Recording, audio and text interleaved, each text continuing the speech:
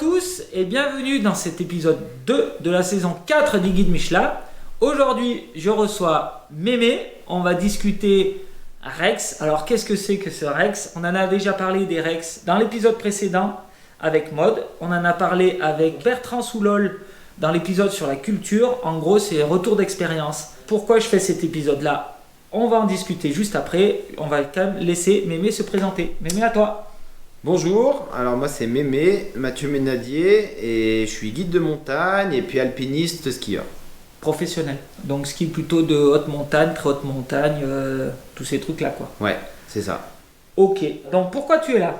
Alors je suis là pour partager avec vous une mésaventure qui m'est arrivée au printemps dernier en ski dans le Valais suisse, au-dessus d'Arola, où je me suis fait prendre dans une avalanche dans le cadre du tournage d'un film pour un de mes partenaires ski. Ouais. Là, tu as été entre guillemets légèrement blessé. Ouais, des petites conséquences en comparaison de. Ouais, alors voilà, c'est très impressionnant, mais petites conséquences. Et moi, ça m'intéresse mieux de parler sur des choses où il y a peu de conséquences, parce qu'il y a moins le côté émotif, même si le côté émotif est un peu là. C'est-à-dire, là, il faut un peu laisser l'eau couler sous les ponts. Ça passe un peu de temps pour digérer quand même.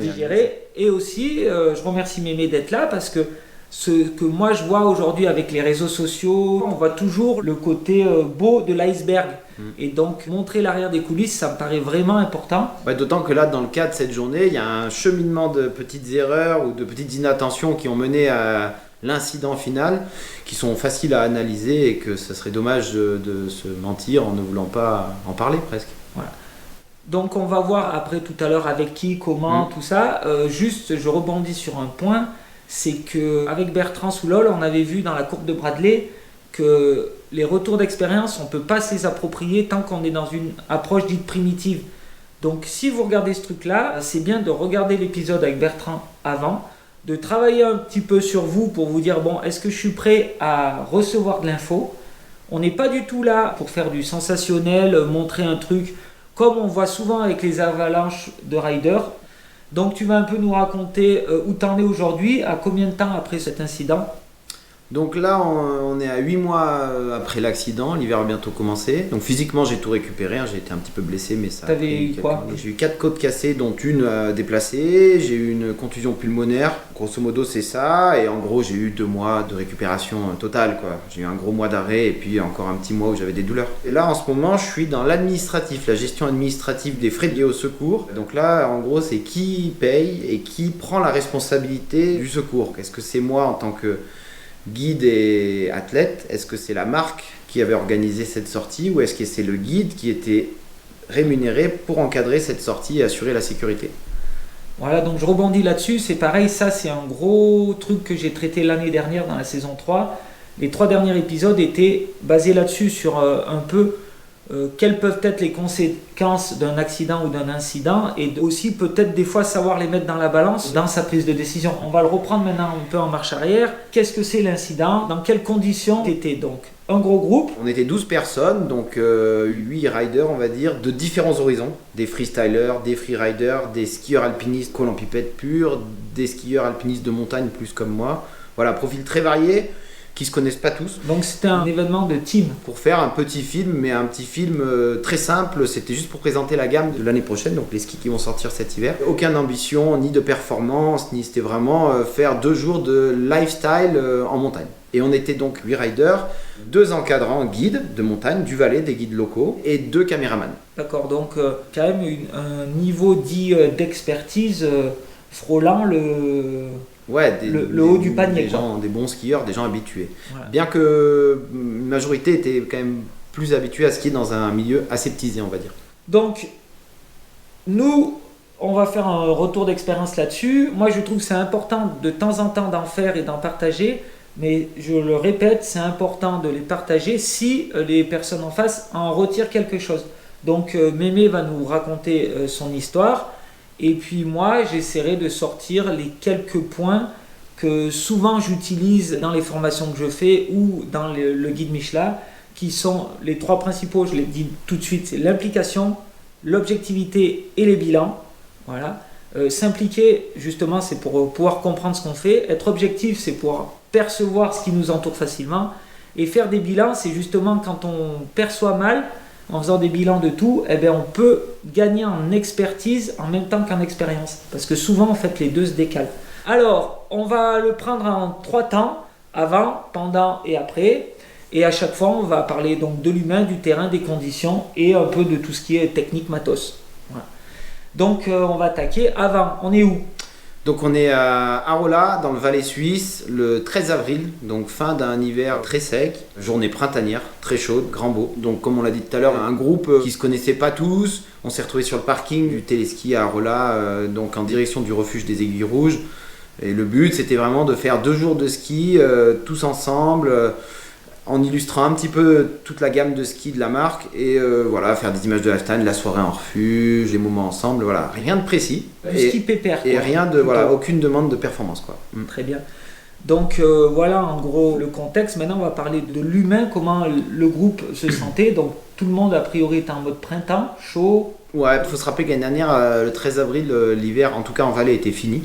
Moi personnellement c'est un hiver où j'avais peu skié parce qu'il n'y avait pas beaucoup de neige. Par contre j'avais fait un gros hiver de cascade de glace et d'alpinisme en février et mars. Et c'est vrai que là début avril j'étais un peu moins dedans, j'étais dans les gorges du Verdon pour faire de l'escalade. J'arrivais la veille des gorges du Verdon, donc gros trajet, voilà, beaucoup de routes pour arriver là et pas du tout en mode ski. Voilà, je me suis remis dans le ski le matin au parking, quoi. Ok. Et donc là, on voit tout ce qui est biais heuristiques qui peuvent se mettre en place, tous ces trucs-là. Chacun a un peu ses modes d'assimilation par rapport aux biais heuristiques. Moi, ce que je trouve le plus important, dès que je vois une flemme de quelque chose, la flemme de me poser une question, la flemme, je sais que je suis déjà dans un schéma de prise de décision qui est... Ouais, puis là, hasardeux. c'était sans parler même de flemme. C'est une journée, en tout cas, une météo parfaite avec une neige de printemps. Donc une neige où on se méfie pas de ce type d'avalanche que vous allez voir plus tard. Ouais, l'avance dit de plaque, ouais. Plaque. Et puis j'étais encadré par 2 guides quand même. Donc moi en tant que guide, je me suis pas du tout impliqué. J'étais complètement là, Oui. passif et à suivre le mouvement, quoi. Ok. Donc voilà, ça c'est les genres de trucs de heuristique avec Laura de l'Espère, tout ça. On en a déjà parlé, il y a un guide Michelin là-dessus avec Marc Le Ménestrel. N'hésitez pas à vous replonger dedans. Donc pas d'objectif de performance, par contre un objectif d'image, voilà, pour montrer du bien-être. Ouais, de la vie en groupe, en le groupe. refuge. Ok. Même en termes de ski, l'avalanche est arrivée dans le petit couloir le plus raide qu'on a fait de la journée. Mais c'était pas du tout demandé. On est allé là parce que ça nous paraissait sympa en fin de journée, quoi, en fin de matinée avant de rentrer en vallée. Et on n'avait aucune pression de performance, quoi. Donc au niveau physique, t'étais pas vraiment en forme en Non, ski. j'étais pas. C'était pas que j'étais pas en forme, mais pas vraiment dans le match. Donc j'arrivais Voilà, d'avoir fait une grosse fête dans le Verdon. Voilà, clairement. et t'avais passé une bonne nuit. J'avais peu dormi la veille. Et au niveau mental? Ouais, j'avais la tête ailleurs. Déjà parce que j'avais pas skié depuis beaucoup de temps, donc on perd complètement des automatismes, de méfiance. Et puis j'étais sur d'autres choses. J'ai préparé une expé dans laquelle j'allais partir quelques temps après. J'étais en train d'acheter un terrain dans le Verdon, donc j'étais complètement focus là-dessus. Voilà. À aucun moment je me suis projeté dans ces 2 jours avant de prendre la perche du téléski. Et encore même une fois sur le téléski, j'étais. Ouais, t'étais voilà. pas en mode leader où Ouais. tu prends les Ouais, infos, quoi. pas Voilà. du tout, pas Ok. du tout. Donc voilà un peu le contexte humain avant. Donc dans l'avalanche avec moi il y avait Laurent Desmartins qui vient du monde du freestyle et qui petit à petit est en train de migrer vers le backcountry, qui est un très fort skieur suisse, mais qui est habitué à évoluer dans un environnement assez aseptisé, le bord de piste ou snowpark, et qui se dirige petit à petit vers la montagne. Et voilà, Oui. donc il peut pas être avec nous aujourd'hui. Par contre, moi je le remercie du coup de nous donner son aval de pouvoir quand même faire ce débrief. Voilà. On va se focaliser sur ce que Mémé lui il a ressenti et voilà ce qu'il y a eu autour. Donc mental peut-être ailleurs, on est d'accord.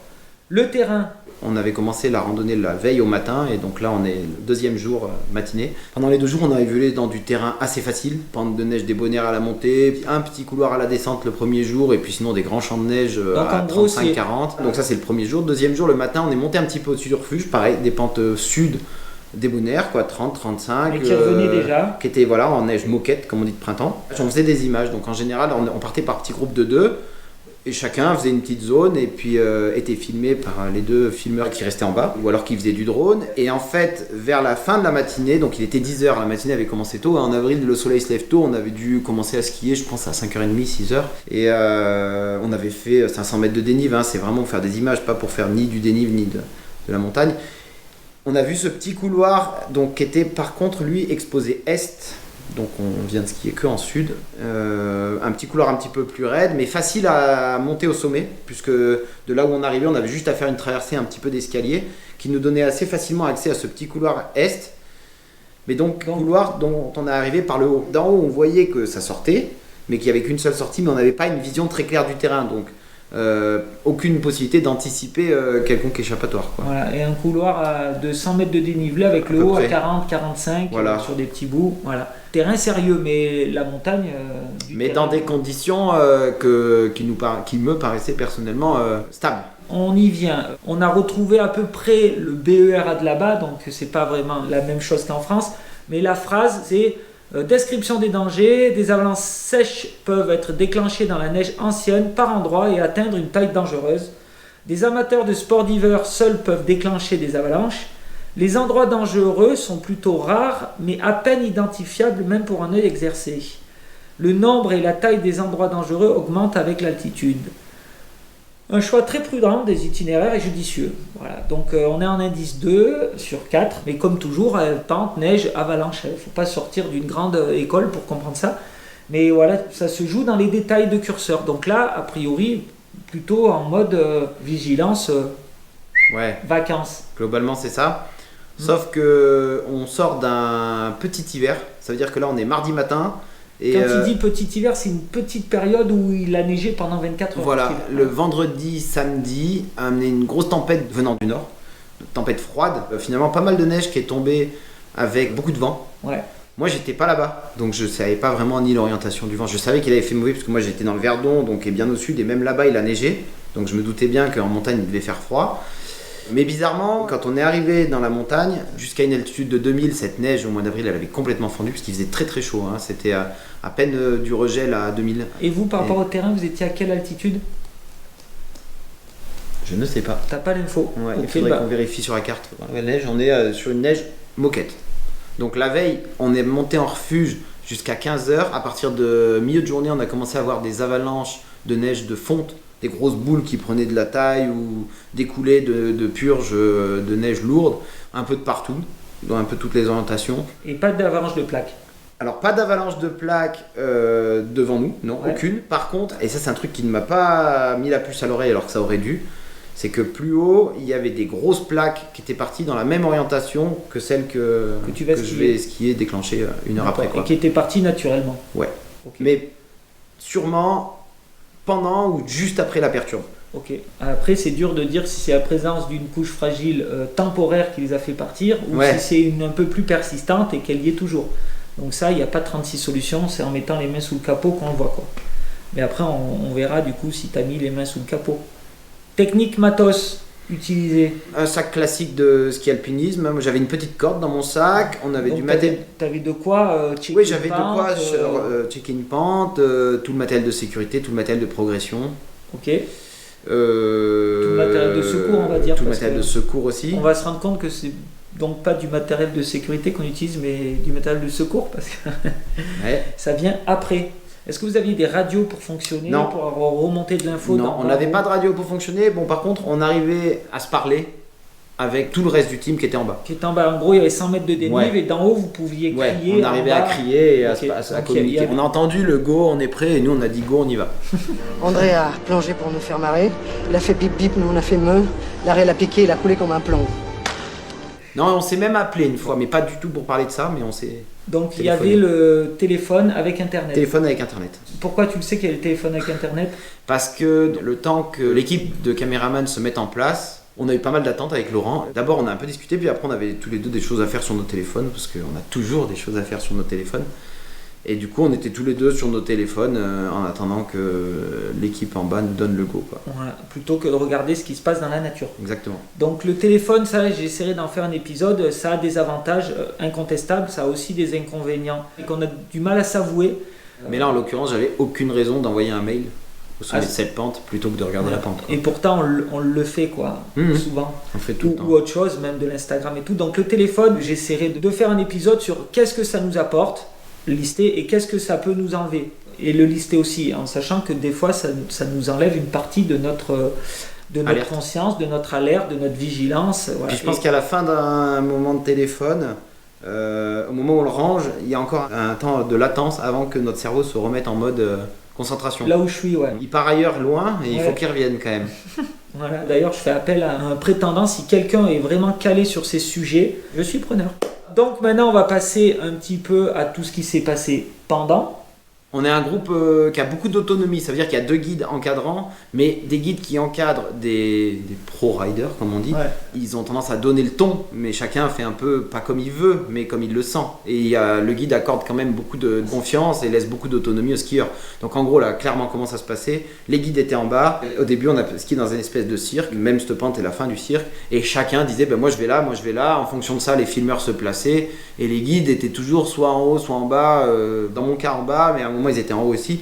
Voilà, toujours prêts à être capables d'intervenir, mais je pense qu'ils étaient là juste pour dire vraiment s'ils voyaient une grosse erreur, mais là comme tout déroulait, bon ben voilà, ils Oui, suivaient le et mouvement, puis à quoi. faire du secours s'il y avait du secours. Voilà, à ils faire, étaient là en cas de problème, mais pas là pour vraiment donner le ton comme un guide de base avec des clients Oui, normal. classiques, Quoi. quoi. Puis quand tu fais des images, il y a une prise volontaire de... De risque, quoi, De risque, ouais, ouais. d'un petit engagement. Ouais. Ben oui, forcément. Toutes les images qu'on voit sont toujours le Oui, pendant de quelque chose d'exposé. Il faut quand même se rendre compte de ça. Donc voilà, rien d'alerte par rapport à l'humain, le groupe roulait quoi. Ouais. Ok. Donc on est monté avec Laurent au sommet de la pente. Pour monter au sommet de la pente, ça c'est un truc très important avec du recul. On avait évolué toute la matinée dans une orientation sud. Et là, pour monter au sommet de cette pente est, on avait un tout petit bout de couloir orienté nord. Et c'est vrai que ce petit bout de couloir était encore en neige froide, hivernale. Et c'est vrai que ça m'a pas plus que ça mis la puce à l'oreille. Si ce n'est qu'on s'est dit, bah, c'est super, il y a un petit bout sympa à skier. Et on a envoyé dans cette pente Marco, une jeune skieuse du team, qui a skié la pente dans une super neige froide. C'était marrant, il y avait une bande de 10 mètres de large de neige poudreuse Au milieu d'un océan de moquette. Ouais, normal, ouais, puisqu'il n'avait pas du tout pris le rayonnement. Voilà. On est arrivé au sommet de la pente avec Laurent, donc tous les deux. Il y a eu un petit vouf que je pense que Laurent n'a pas vu, mais que moi j'ai senti. Ouais, une fois de plus, j'étais pas dans le match. J'ai prêté Donc aucune un attention. vouf, Excès pour de ceux confiance. Un petit vouf, ouais. Ce qu'ils ne savent pas, c'est juste en fait qu'il y a ce qu'on appelle une couche fragile qui s'effondre. Et en s'effondrant, l'air s'échappe et ça fait vouf.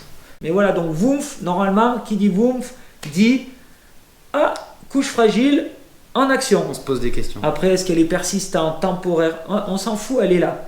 Donc là, normalement, on sort sa pépelle, on fait un petit trou et on regarde où elle est et quelle activité elle a, quoi. Voilà. Moi, ce que j'aime bien, et que là, je suis convaincu que ça aurait marché, c'est de sauter à l'entrée de la pente. Parce que là, on était donc sur une pente avec un plat au sommet. C'était hyper facile que l'un se mette un peu en mode encre à neige avec la corde attachée à lui, sécurise l'autre skieur qui saute un peu. Et là, au bout de 2 sauts, la pente serait partie.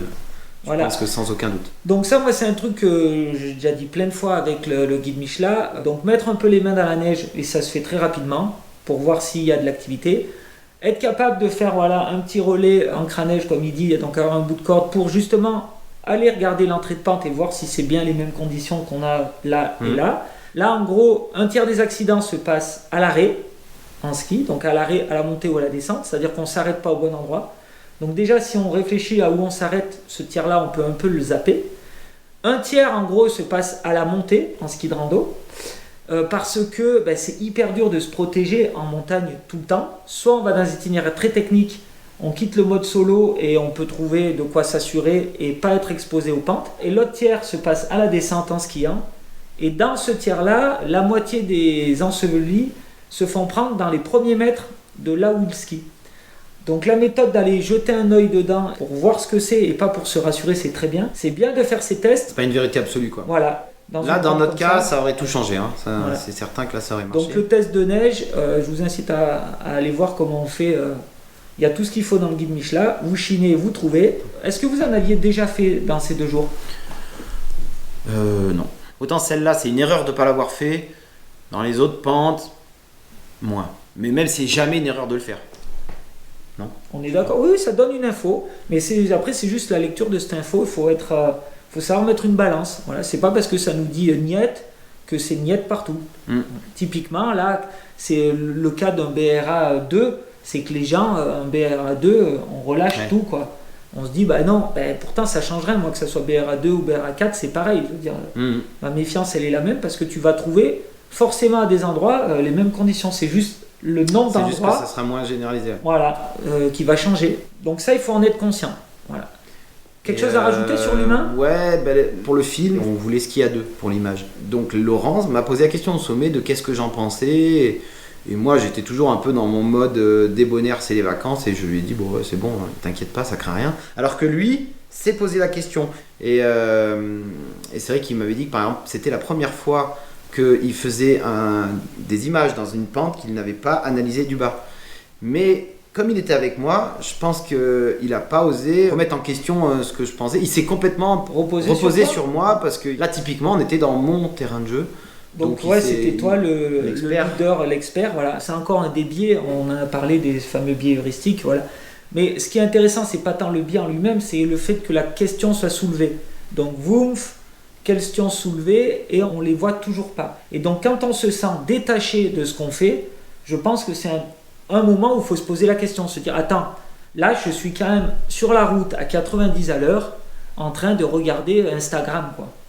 C'est débonnaire, on a l'impression, mais ça ne l'est pas, quoi. Je veux dire, c'est la moindre petite erreur va faire une grosse conséquence.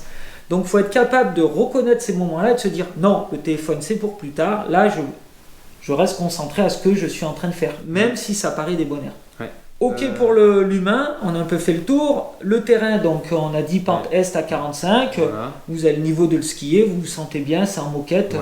Oui, carrément. Dites, on était plus concentré à faire un truc joli pour les images, voilà, que vraiment à se poser des questions de ski, quoi. On peut le faire, de skier à plusieurs dans une pente, c'est pas du tout un problème. Mais dans des cas précis, quoi. Voilà, dans des cas précis, il faut être capable de balancer ces cas. Et c'est vrai que l'image, souvent ce qu'on voit sur les réseaux et tout, on n'a pas tout l'historique derrière. Ce jour-là, par exemple, dans une pente de cette pente-là, ça pouvait poser un problème de ski à 2. Complètement, ouais. Voilà. Et de surcharge. Puis bon, ski à 2, dans un cas qui était le nôtre, ça veut dire 2 skieurs, mais 10 personnes en bas, dont 2 secouristes, éventuellement. Ski à 2, quand on n'est que 2, là, c'est sûr que non, parce qu'il faut quand même qu'il y en ait un qui soit en sécurité pour aider l'autre en cas de problème. Ouais. Quoi. Oui. Chaque cas est singulier, et c'est pour ça que moi, j'aime pas les trucs préfaits de trop, ou les recommandations très carrées, parce qu'elles ont toujours des bords. C'est vrai que là, tu as quand même 10 personnes qui t'accueillent et qui peuvent te venir en aide en cas de souci.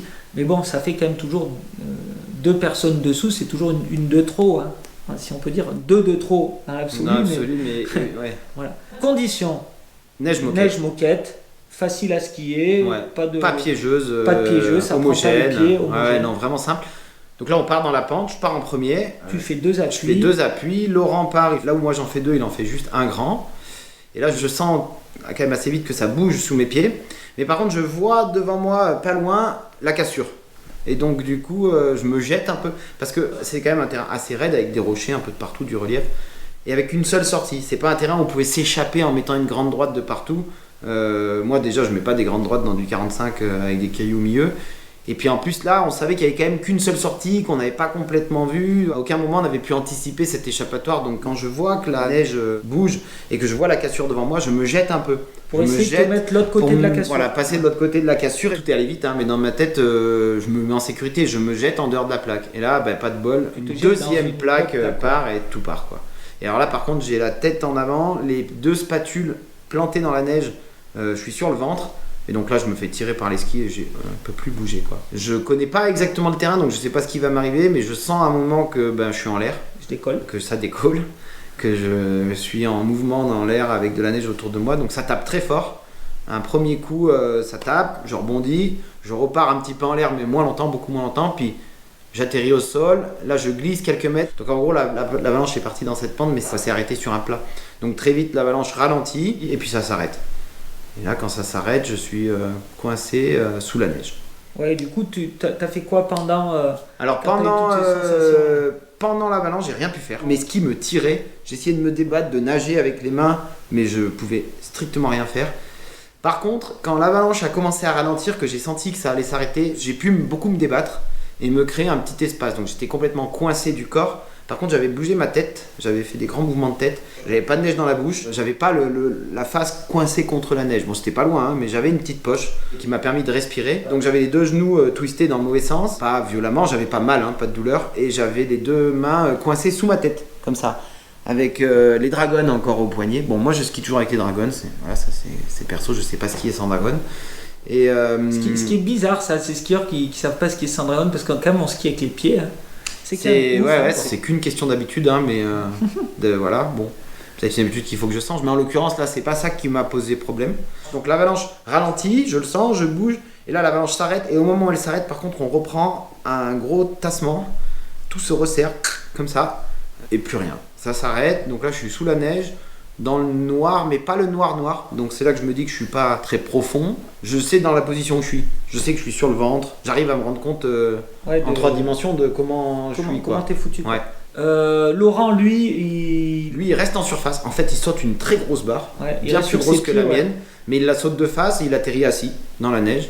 Et parce qu'il essaye de s'échapper encore plus que moi. Lui, il tient debout un long moment jusqu'à se faire déséquilibrer. Là, il part, mais il part sur le dos. Il se remet un peu sur le pied. Il se remet un peu. Il est toujours. Il est toujours un peu. Il se fait pas piéger quoi.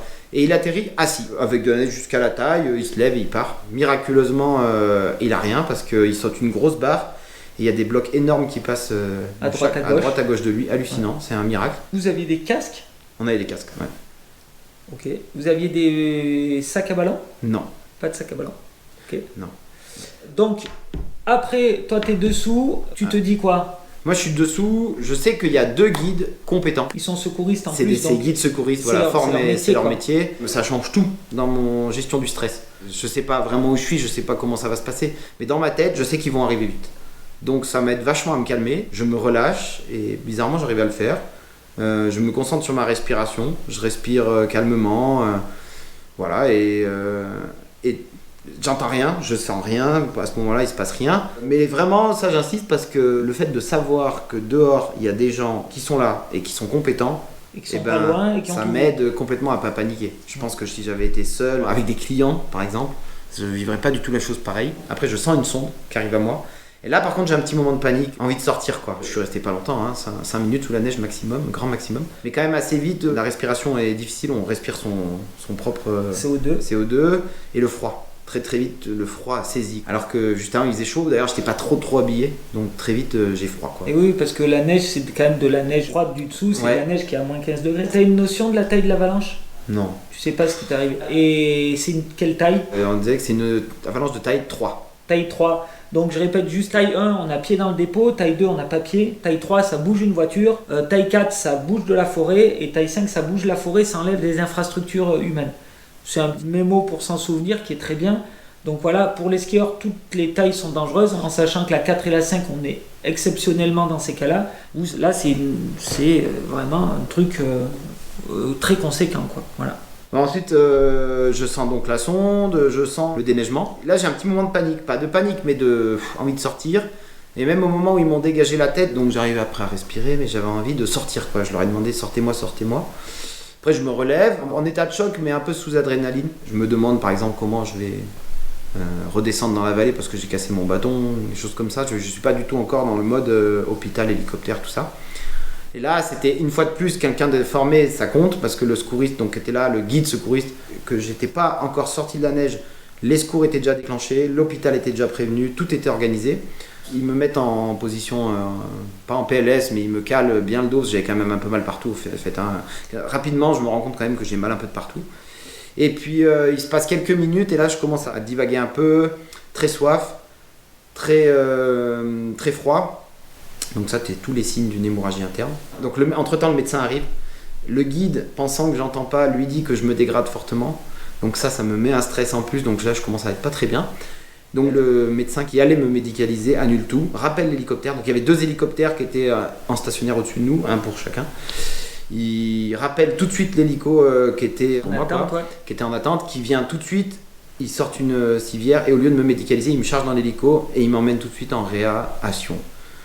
Voilà, il y avait 7 minutes d'hélicoptère. Je me souviens parce que le secouriste il m'a dit il y avait un gros stress, tout le monde était très stressé parce qu'on est quand même 3 plus ou moins professionnels à savoir ce qui se passe et du coup il a pas arrêté de me dire t'inquiète pas, dans 7 minutes t'es en réa parce qu'une hémorragie interne ça va quand même assez vite. Ouais.